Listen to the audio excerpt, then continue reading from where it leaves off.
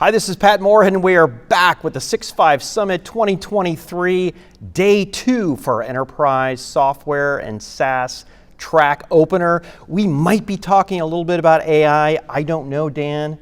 How are you doing, my friend? It's great to be here. 6.5 Summit, we are in full effect. I know. It is such a big year for technology. You know, we started this whole event all about navigating rough waters. Right. But one of the ways that companies are going to be able to navigate rough waters, Pat, is going to be the investments they place in software, in AI, in those deflationary capabilities that enable companies to be more productive and drive towards growth. That's right. That's one thing I love about tech. It's one of the few industries, when you do come into troubled waters, you power it down and you innovate your way out of the challenges. Doesn't happen in every instance, but I've seen a ton in 30 years. I call it teching our way out. Ooh, I like that. Absolutely. I like that, Dan.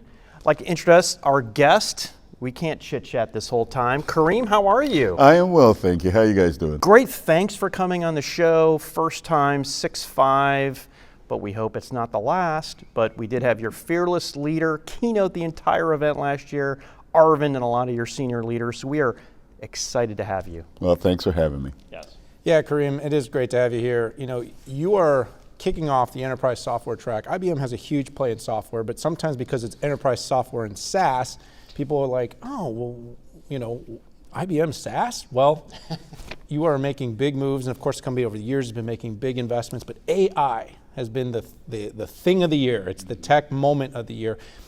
But you've been following this a long time. IBM's doing this a long time. I'd love for you to just give us a little color on sort of what's been changing over the last couple of years and why is AI having such a big moment right now? Well, you know, when you think about it, if you step back to what it means to actually create AI, you know, this notion of creating AI models. Most recently, the state of the art has been what I would call machine learning and variations on that called deep learning. And that's all been about taking a set of data, labeling the data, and then training, if you like, the model with that data. You know, I like to say, here's a picture of an orange, you annotate it as an orange, show enough pictures of oranges, and hopefully the model, next time you show it an orange and an apple, will know it's an orange. What you note in that, however, is that it's task-specific and in its own right, labor-intensive because of the labeling you need to do. Now, the advent of these techniques called foundation models, which leads you to what many people think of commonly as large language models, so I'll use that by way of describing, has been about how you do this training with vast amounts of data, but less labeling, right? So one, it begins with create this model that uses large amounts of data, so training on everything on the internet would be where people's minds commonly go. And then you begin to establish this base model or foundation model from which other models can be derived. Simple analogy I like to use is think about teaching a child the alphabet. That suddenly unlocks many a use case from conversational speech to writing poetry to writing an essay, if you kind of, you know, follow that kind of simple analogy. And so it's that power of foundation models and the very idea that you can use this base model to then create many more models quickly with just slightly more data that is driving this inflection point. Because what it fundamentally means is you can think very much about how you scale adoption of AI. And that is what we're focused on in applying those kind of techniques in the enterprise.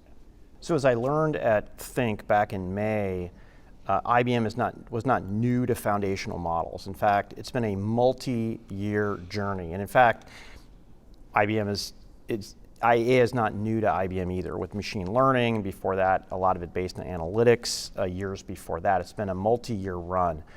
AI is getting better. It's also getting a little bit more complex. But you made some very big announcements back in Think at May. Can you talk a little bit about how you're helping clients on this journey? I mean, you hear about hundreds and thousands of models, different models, right?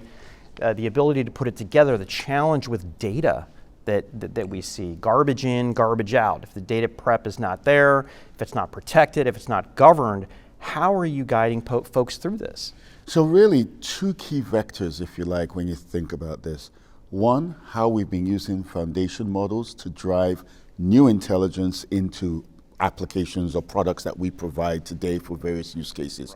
Think about products like Watson Orchestrate for digital labor or AI Ops for IT automation. For your own products. For our own products. So that was the first step, right? You take what we can do in training these quite interesting models and embed them in. And we announced in particular a particularly exciting new offering called Watson Code Assistant that is all about having trained a foundation model on code being used for the Ansible community to help with code generation, code completion, code recommendation for those kind of automation tasks.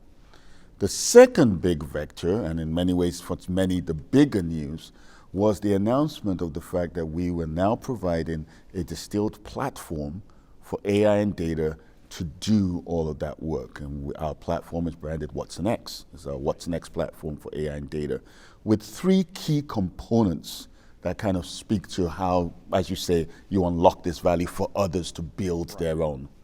First is watsonx.ai. Think of it as a studio, an environment for the builder to either focus on how they want to train up completely new models, or more likely take foundation models that we provide or that others have provided via the open source community. You will recall we mentioned our partnership with Hugging Face to bring that community through and do the things you want to do on those kind of models, right? Fine tune them, prompt engineer them, at the same time still supporting the traditional machine learning techniques as well. Right.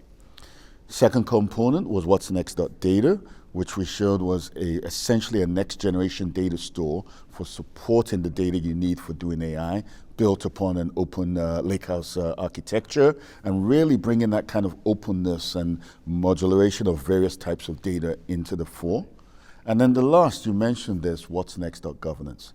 How do you bring governance through this entire process? And when you think about governance around AI, you're thinking about, do you understand where the data is being curated from, right? You have those kind of what I call the data facts.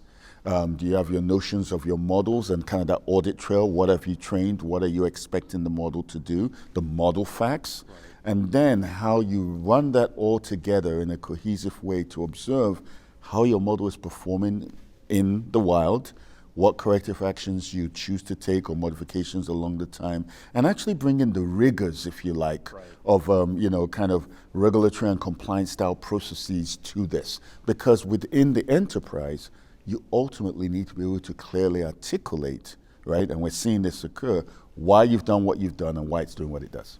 So Kareem, it sounds like you're doing a lot for enterprise. Mm-hmm. And everything you just mentioned comes down to, simplifying, scaling, even introduction, for a lot of companies that are just trying to figure out how to get started. And IBM having that really full stack approach, from hardware to run all this all the way out to, consultants that can help you design, it's really important.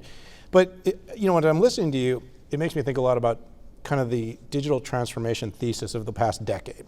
So it was all about kind of how can you modernize processes to become more productive, to build scale in your business, to implement tech.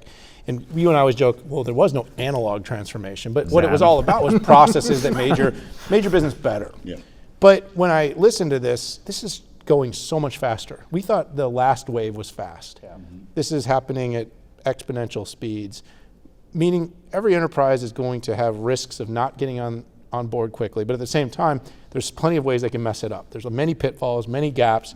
What are you sort of thinking, and how are you sort of working alongside the enterprises to make sure they don't fall into these pitfalls and they don't miss these great opportunities? Because there's only one way to go. You got to get into this. But getting in wrong could probably be almost as bad as not getting in at all. So first thing, just as a bit of a clarification, when I use the word enterprise, I simply mean business. Yes. And so I'm actually not implying size of the business when I use the word enterprise. I just think of any business as running its enterprise, right? And so that's very important. And so what we are focused on scales, and indeed my comments that follow, in my mind, scales from small to large. It's not about any particular size. But when I think about this notion of getting started, right, in this whole world of AI and how we see it accelerating, it really comes back to me, into my mind, to the use cases, right? What is the use case? See, what's important about the enterprise, in my opinion, is it's all about domains of work, and as you mentioned, critical business operations. So where are we looking, or where are we, one as an enterprise, looking for advantage? It could be focusing on some customer service use cases and accelerating work there, or internal employee productivity type use cases, or even for the professional who's doing certain tasks to get them done more quickly. You often see that in the realms of digital labor. It could be for IT automation tasks, or scaling more work that needs to be done on security, or getting started with a smaller team. Why I pick those first and foremost is that I actually think that when you think about this new world of generative AI and some of these new advancements that are occurring, for many, it will actually start by consuming those capabilities embedded in tools that they need for their tasks every day. It's kind of like making those tasks better, right? And you will recall we actually had announced back at Think our partnership with SAP. And if you remember, they were talking about how they were using a natural language interface to make it easier for the SAP application user to use multiple applications together without actually having to think very deeply about them. You know, give me my procurement order, give me that, last transaction, that kind of stuff in natural language form. So I think for a lot, it becomes that level of unlock. Then, to the point you make, for some, they actually will want to do stuff with the underlying platform, right? Enhance things we've provided with their own data, right? Build new models or new use cases from scratch. And as always, it begins with, as I said, that domain knowledge and use case. Next, depending upon how you're entering this, do you know where your data came from? Do you know what you're using? Right? It's so easy to just jump online and say, oh, I'm going to use that tool, but within business, we have to be a little bit more circumspect, right? You have to know, accuracy becomes important. Predictability and behavior of any kind of AI model becomes critical, right? You have no rooms for hallucinations in a enterprise or a true business use case. And so that becomes very important, and being able to effectively and easily track that. And the last thing I will speak to, which you actually mentioned at the beginning, it comes back down to how do you even consume this tech? This is why SaaS becomes very important, right? Because getting started, time to value, very often software delivered as a service has that acceleration already built in. And so you're really talking about, in all that we're doing, providing environments that you can quickly log into and start getting the work that you actually want to get done. If nothing else, what you just talked about, hopefully people were paying attention to that question, is also the striking difference between, I'll say, B2C, generative AI, and foundational models, and B2B, right?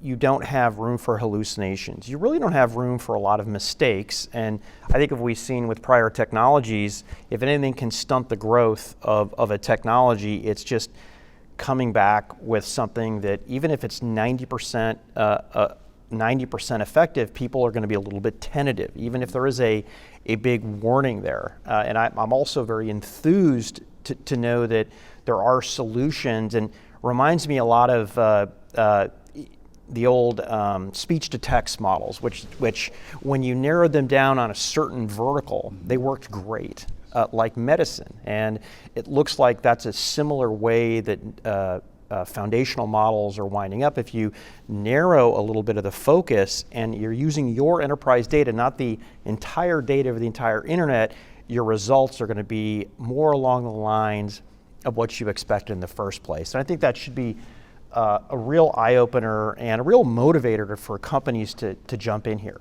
So we can't go a day without some new breakthrough happening. One of the great things about being in tech, and I think we've all been in it pretty much all our careers, is that once the entire industry gets focused in on something, I mean, things happen on a daily basis. And keeping up at this amazing pace, but also keeping all of the important enterprise-grade industrial strength principles in line that you have has got to be a challenge. How are you keeping up the pace as it relates to go to market? I really enjoyed the meeting that we had back at Think with you and Dario. Talk a little bit about how IBM is moving so quickly in this new age. Well, it's funny when you step back and think a lot about pace. Pace is actually, and I think this is a beautiful thing, being set in the open source community. Okay. Right? There is so much going on there in the open source community. And as you well know, I mean, from our Red Hat business, Red Hat Linux OpenShift, which is key and essential to this, has been enhanced, and we engage with various open source communities, to all that we do on the next level within watsonx and integrating nicely. That's how you begin to allow that pace to come through, right? And so I think that's really critical.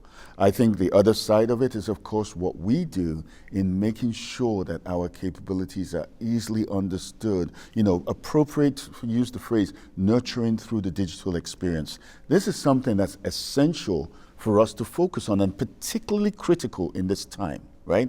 More so than maybe in the past in the world of enterprise software. And just to overload the term, there I'm using enterprise to refer to the bigger ones who often had, large teams. I go back in time when we use the word enterprise. But for the business of today, the enterprise, the agile enterprise of today, big or small, nobody can afford or wants to spend, their resources that way. So how do you allow your capabilities to be easily discovered, readily tried, easily transacted, then brought in and adopted, all become important. Side note, by the way, I do want to mention this. I think it's always important when we talk about foundation models to remind people, by the way, we're not just talking about large language models or language models, right? There's so much work we've been doing on, code models, you might say programming languages, is Scala language, so I'll leave that alone for a minute. But think about geospatial data. That's right. We talked about the work we're doing with NASA. We brought out some models at Think. Exactly. So, we were the work we're doing NASA on that one, right? To understand environmental change much more easily and support the geoscientists. Think about models you can build on IT events. Right? That's how you begin to get into the whole cybersecurity side of things. Or think about the nomenclature of time series data. There I'm thinking about things like machine performance and energy consumption and building those kind of models. This represents the entire spectrum of activity to which we're applying this. And so, to your point, can be a lot more tuned and directed to the right business operations that matter. Yeah, the overall opportunity is to kind of create what will be a new enterprise. And I think there's a little bit of an underlying theme in how you want to present the enterprise as not just large, but every company. And obviously, we are at this really interesting inflection where companies with AI will be able to get really big without having to get what was historically structurally really big. Because the way, maybe only hedge funds or some things were able to do that, AI is going to enable. And again, I think there's a whole world in the future of new kinds of jobs and roles that are going to be created that most of us can't even imagine yet. And so it's too early to say that we're going to have a displacement issue, but we're going to have a upskilling opportunity. Having said all this, I would love to get your take, and something maybe prescriptive for our audience out there, is about the mindset of this enterprise that we're talking about, going from AI as a plus to their existing transformational efforts to sort of an AI-led strategy. Talk a little bit about how they should think about this in order to make sure whether they are a 5-person company today or a massive global Fortune enterprise, how do they get to that AI mentality in their business? It's a really, really good question. And for me, when I think about our purpose, how we define it, which is to unleash the intelligence in the enterprise with our software, I think very much about this notion of reimagining how work should be done. And so to your point, you go, well, how do you begin to reimagine, right? And let's be clear, it's a little bit of a step ladder, if you like, or a scaled kind of a continuum as you work your way through. Often for many, it literally begins with automation, right? That really is often the starting point. Automation, but no longer in the what I would call traditional sense of I'm going to build all these business process automation stacks and a very IT programmatic centric. Automation that can be triggered by natural language conversation, which means it needs to be dynamically sequenced, right? That's kind of a requirement as you build. But back to your point, how do you begin to think about it? It often starts with automation. And by the way, that's kind of easy in the sense that we all know things we'd like to do differently, or a little better, or a little easier. right? That's By the why, long list. right? Kareem. You know, isn't that why the classic summarization use case from large language models is what everybody leads to? Because all of us in every day would kind of just wish somebody would summarize that bit of, you know, data for us. I'm sure we go through it. Feels us. So you get that, right?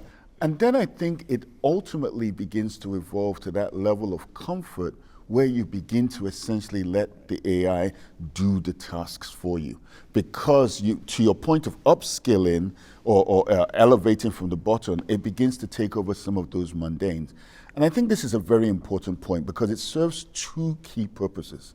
One, to your point of upskilling, allows an individual to elevate to where we bring more unique value, right? Because all of us, if we can get that summary done and it's accurate and it's on point, that frees up time for us to apply our minds to other stuff.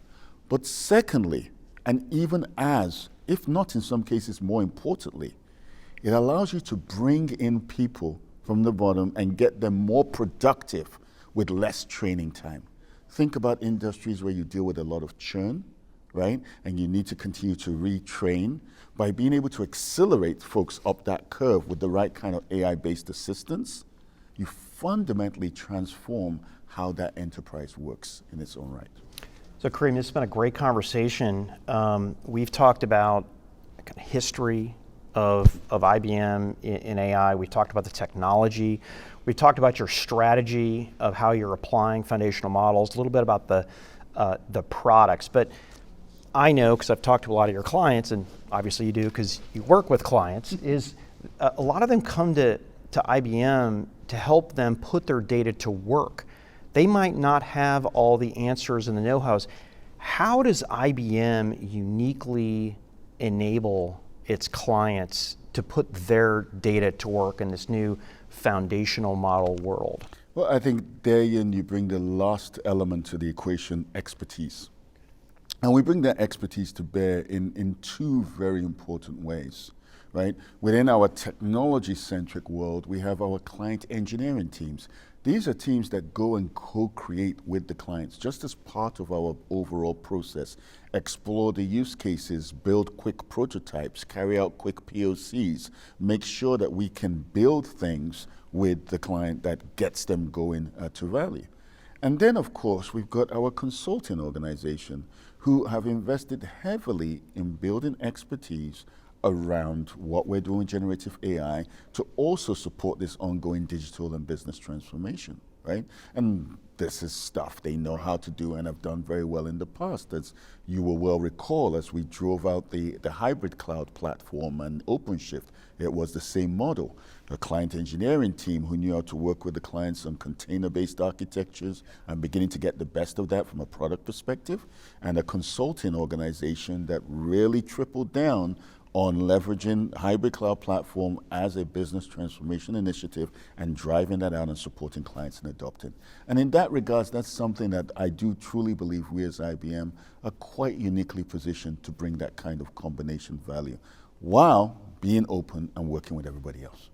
Yeah, I've always said that the full stack approach that IBM has is definitely one of the big opportunities for it to position, because there are many offering different parts, meaning whether it's the SaaS, whether it's the consulting, whether it's the hardware and building out the infrastructure to do it, but you really need all those parts, and it needs to be, it's continuous. It's never ends, kind of like, you know, how we said transformation will never end. Well, this is going to be a transformation that's going to just accelerate, and being able to do it fast is going to be incredibly important. Kareem, I want to thank you so much for being here with us to open up the Enterprise Software and SaaS track, day 2 here at the 6.5 Summit. Thank you ever so much for having me. It's been a pleasure, guys. All right, everybody, stay with us, stay tuned. We've got an action-packed day 2 at the 6.5 Summit ahead. Thanks for tuning in.